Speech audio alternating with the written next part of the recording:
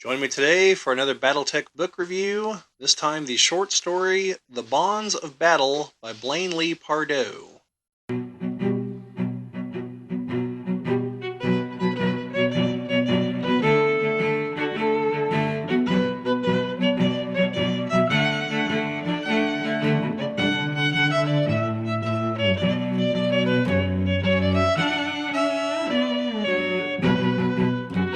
Welcome back to the Geek Cabal channel. My name's Bob. It's another BattleTech book review, The Bonds of Battle by Blaine Lee Pardoe.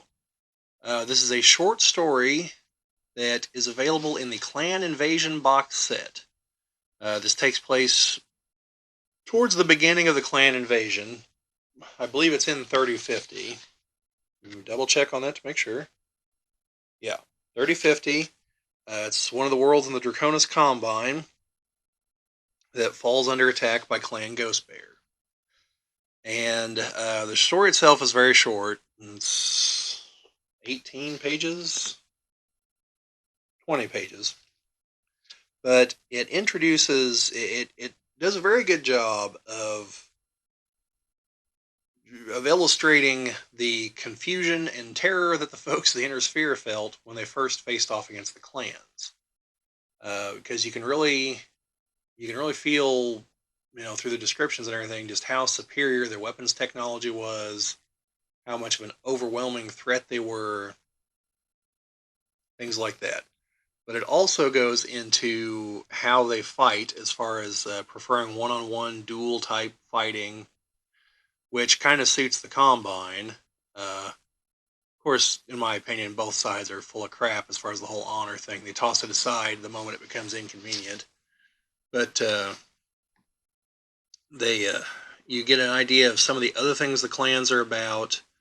Again, their supposed honor, the whole concept of taking a bondsman, which is whenever they take defeated warriors from the other side and introduce them to the clan way of things, with the ultimate goal of them joining the warrior caste in the clan system. And yes, I think I've mentioned it before, but if I haven't, the clans do use a caste system. So the warrior class, the technician caste, the scientist class, caste, the merchant caste, the labor caste. I want to say there's another one I'm forgetting, but they do have a caste system, and all of it is all of their efforts are funneled into helping the warrior caste, advance their technologies and all that stuff. So this book doesn't quite go into the ins and outs of that, but you do see, what the clans do and don't consider honorable. You see how the Inner Sphere people are basically like, honor? No, we're trying to win. And so, if when facing a clearly superior foe, of course you're going to do dirty, underhanded things. Like I've mentioned before, if you find yourself in a fair fight, you did something wrong.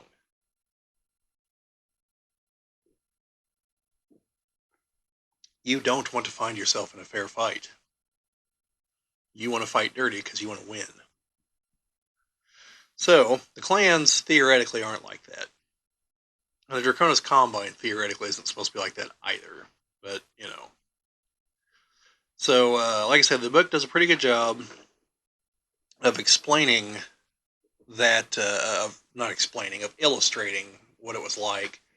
The new, dealing with the new weapons, the new people, the new terminology, because the clans have a whole other, they use a whole other language. They're technically speaking American English, but they have a bunch of terminology that is not native to the Inner Sphere. They created it while they're off in the Pentagon worlds and out there in the clan home worlds.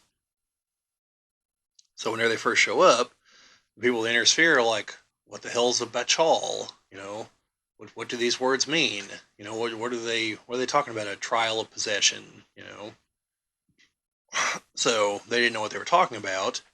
So one of the clans like, well, we bid these forces, and the Inner Sphere folks like, yeah, whatever, like, here's what we got, like, let's rumble. And they didn't realize that they were essentially agreeing to only use certain forces to fight against the clan forces, who were also saying they're only going to use certain forces. So in the Inner Sphere, when the chips are down, they're like, okay, we'll call in the reserves. or begin orbital bombardment or whatever.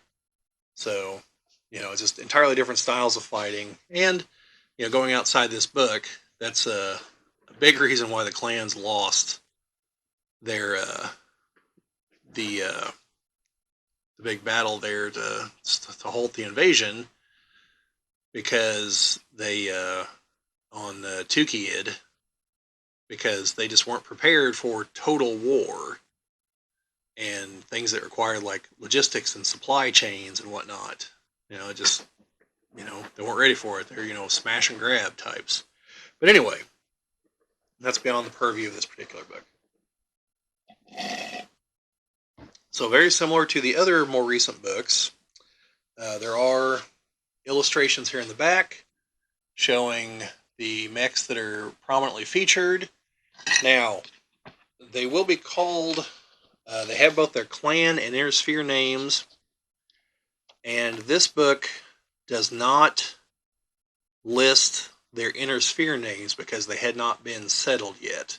Like the Timberwolf is the clan name, the inner sphere name for it is the Mad Cat, because the inner sphere computers kept flickering between a Marauder and a Catapult, and the designation for the Marauder is MAD, for the Catapult is CAT, so whenever it would flicker back and forth, it would say Mad Cat instead of Marauder or Catapult. So that's how it earned its name. And there's stories behind several of the others, but this book doesn't go into those because the folks in the industry haven't named them for their names yet. We do see the clan names because the clanners do talk about them. Then we also have a couple of the Inner Sphere mechs, the Kintaro and the Grasshopper. Now, the artwork for the Kintaro is older artwork. I'm given to understand that it is about to be updated. But this book also has a glossary, which has a number of excuse me, a number of terms, primarily weapons stuff in here. Yeah, I don't see anything as far as clan terminology, so that kind of sucks. But the more recent novels have more extensive glossaries, so something to look at. As far as I'm aware, this is the only version of this because there is no like second version of the Clan Invasion box set yet. Yeah. Overall, I think it's decent. It's a quick read. Obviously, it's like 20 pages.